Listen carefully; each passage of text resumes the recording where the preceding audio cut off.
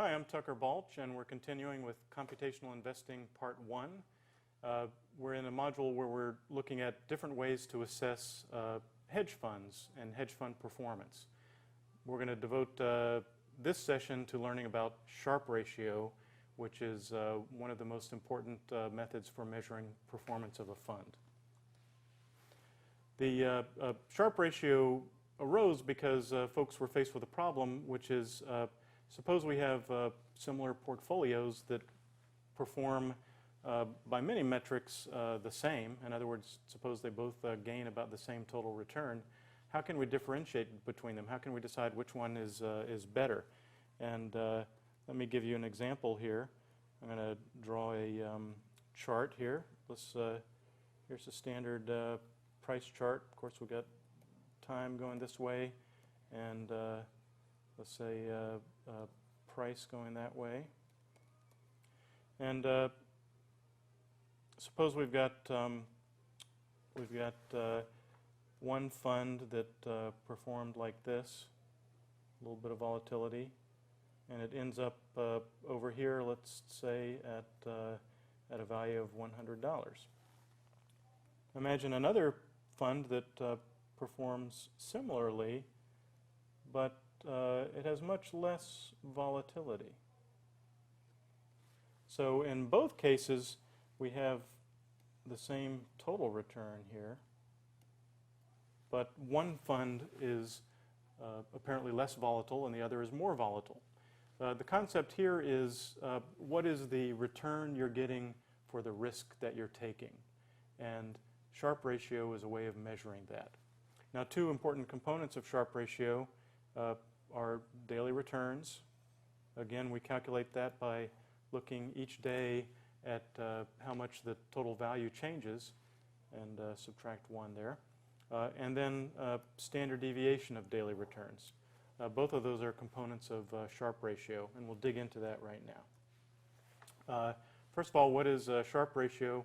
Well, it is certainly the most frequent measure of asset performance. It's used by many different agencies when they're looking at stock performance, fund performance, and so on. What it's meant to tell us about is how well does an asset perform given the risk that you take. In other words, you take a certain amount of risk, and for that risk, you should get return. And it accomplishes this by taking a ratio that we'll get to in a second. Thing to remember, of course, is higher Sharpe ratio is better. So if you're comparing two funds, one's got a higher Sharpe ratio, of course that means it's better. Now if you look at two assets, each having the same return, the one that has the higher Sharpe ratio is giving you more return for the same risk. Okay, how do we calculate it? Well, this is the original equation here, which is rather complex, but let's kind of pick it apart. So first of all, remember, we're looking at how much reward do we get divided by the risk that we took. So that's expressed here. The reward is the expected return, and this component here, R sub f, is meant to represent the risk-free return. That used to be LIBOR or some other low-risk asset that usually provides low returns. But since we know we can always get that risk, or I'm sorry, that reward, that's why that's the reason for subtracting it here. However, in most cases today, folks ignore that term and just look at return itself. Then the other component is essentially the volatility, or how much does the reward, how much does the return change from day to day, and that's just standard deviation of returns.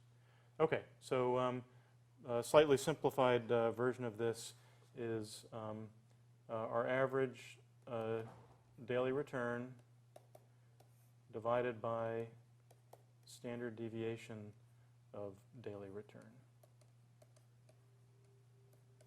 And it's actually, we multiply it by a factor at the beginning there that I'll explain in just a moment.